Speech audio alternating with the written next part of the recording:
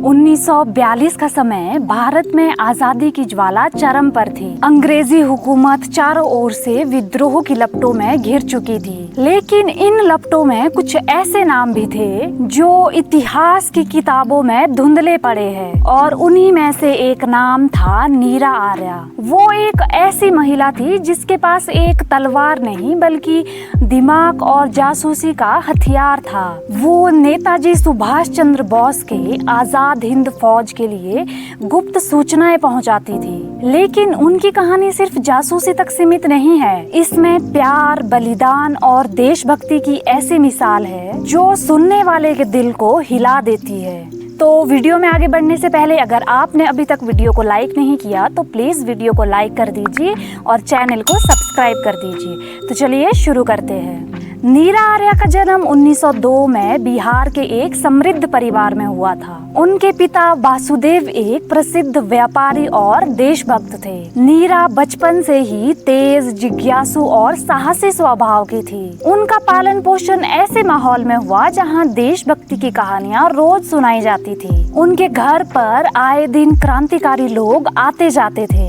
बचपन में ही नीरा ने देखा कि कैसे देश के वीर सपूत अंग्रेजों के अत्याचार के खिलाफ लड़ रहे हैं। ये माहौल उनके मन में भी देश सेवा की लौ जगा चुका था। युवावस्था में नीरा की शादी श्रीदेव चौधरी से हुई, जो अंग्रेजी सरकार में पुलिस अधिकारी थे। शादी के बाद नीरा कलकत्ता आ गई, लेकिन ये शादी उनके जीवन की सबसे बड़ी विडंबना थी। एक तरफ पति अंग्रेजों के लिए काम करता था, दूसरी तरफ नीरा का दिल भारत माता के लिए धड़कता था। 1930 के दशक के अंत में नीरा आर्या की मुलाकात नेताजी सुभाष चंद्र बोस के कुछ नजदीकी सहायकों से हुई। नेताजी का आजाद हिंद फौज का सपना नीरा को गहराई से छू गया। उन्होंने गुप्त रूप से नेताजी के लिए सूचनाएं इकट्ठा करना शुरू कर दिया। अंग्रेजी पुलिस के अफसर की पत्नी होने के कारण उन्हें कई महत्वपूर्ण बैठकों और सरकारी कागजों तक पहुंच मिलती थी।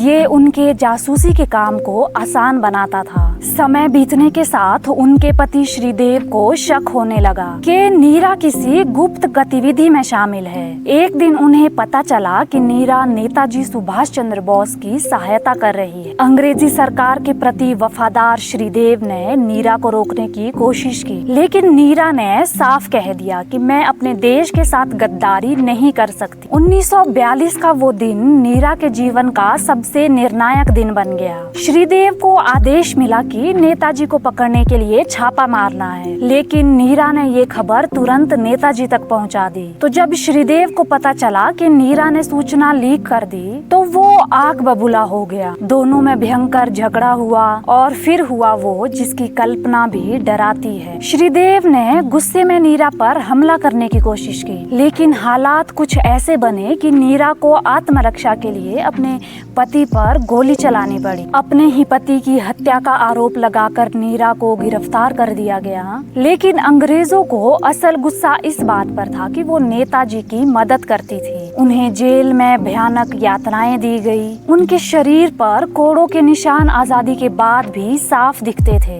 लेकिन नीरा ने एक भी रहस्य नहीं बताया। 1947 में देश आजाद हुआ, लेकिन नीरा आर्या के जीवन में खुशियों की बहार नहीं आई। अंग्रेजों ने तो छोड़ दिया, लेकिन उनका घर परिवार टूट चुका था। पति नहीं रहे और समाज ने भी उन्हें अपनाने से इनकार कर दिया। वो कलकत्ता की गलियों में फूल बेचकर अपना गुजारा करने लगी। जिस महिला ने आजाद हिंद फौज के लिए अपनी जिंदगी दांव पर लगा दी, वही महिला भूख और गुमनामी में जीने को मजबूर हो गई। नीरा आर्या ने अपने आखिरी दिन बहुत ही गरीबी और अकेलेपन में गुजारे। 1990 के दशक में उनका देहांत हो गया। उनके जाने की खबर अखबारों के छोटे कॉलम में छपी, लेकिन देश के बड़े हिस्से ने इस बलिदान को कभी जाना ही नहीं। आज नीरा आर्या को भारत की पहली महिला जासूस माना जाता है। उनका जीवन हमें ये सिखाता है कि सच्चा देशभक्त वही है जो निजी सुख दुख से ऊपर उठकर देश के लिए सब कुछ न्यौछावर कर दे।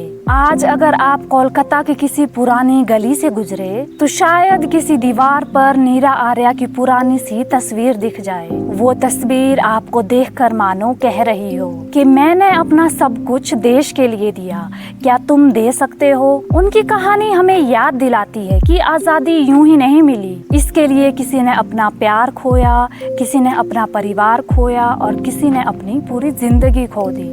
तो ये थी नीरा आर्या की अमर कहानी।